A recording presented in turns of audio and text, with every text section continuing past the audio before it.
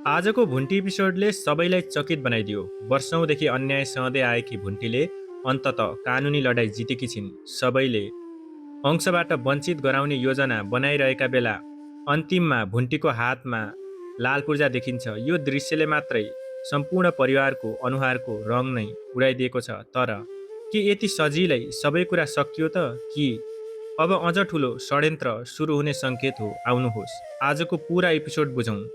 एपिसोडको सुरुमै भूपेन्द्रको परिवारले भुन्टीलाई फेरि दबावमा राख्ने प्रयास गर्छन्, तर पहिले चाहिँ चुप लागेर अन्याय सहने भुन्टी अब छैनिन्।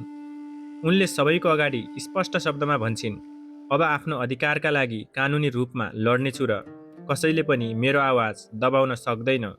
भुन्टीको यो आत्मविश्वास देखेर परिवारका सदस्यहरू नै अत्तालिन्छन्। उनीहरूलाई एउटै डर हुन्छ, यदि भुन्टीले मुद्दा जिती भने सम्पत्तिमा उसको अधिकार स्थापित हुनेछ। त्यसैले अदालतमा पनि जसरी भए पनि भुन्टीलाई हराउने योजना बनाउन थाल्छन्। यता बालकुमारी भीम र जेरीहरू भने अर्को षड्यन्त्र बुन्दै देखिन्छन्। उनीहरू काठमाडौँ फर्केर नयाँ योजना बनाउने निर्णय गर्छन्। उनीहरूको सोच एउटै छ, भुन्टीलाई कुनै पनि हालतमा अंश नदिनु। जेरी त अझ भुन्टीको चरित्रमाथि प्रश्न उठाएर अदालतमा कमजोर बनाउनेसम्मको योजना बनाइरहेको देखिन्छ। यसैबीच जमुनाको घरमा आएको रहस्यमय पुरुषको दृश्यले कथामा नयाँ मोड थाप्छ। जमुनाले भने उसलाई स्पष्ट रूपमा अस्वीकार गरेर घरबाट फर्काइदिन्छन्। अर्कोतर्फ अर्को घरमा बुहारीमाथि भइरहेको अत्याचारले कथा निकै भावुक बनाउँछ। गाली अपमान र कुटपिट सहन नसकेपछि ऊ घरबाट भाग्ने निर्णय गर्छ। माइती जाने प्रयास गरे पनि बाटैमा उसको यात्रा अर्को मोडमा पुग्छ। यो घटनाले आगामी भागमा नयाँ कथा सुरु हुने सङ्केत दिएको छ। उता जेम्स र उसकी आमाबीचको विवादले पनि परिवारभित्रको तनाव झन बढेको देखिन्छ।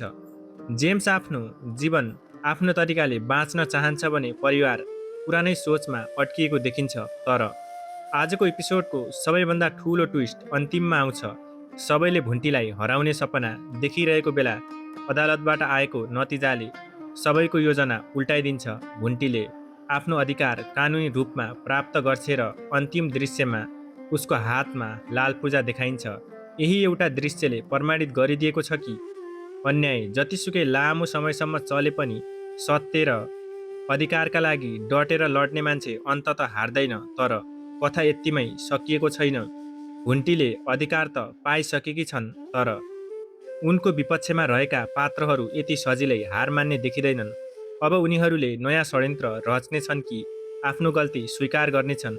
यही प्रश्नले अर्को भागलाई अझ रोमाञ्चक बनाएको छ।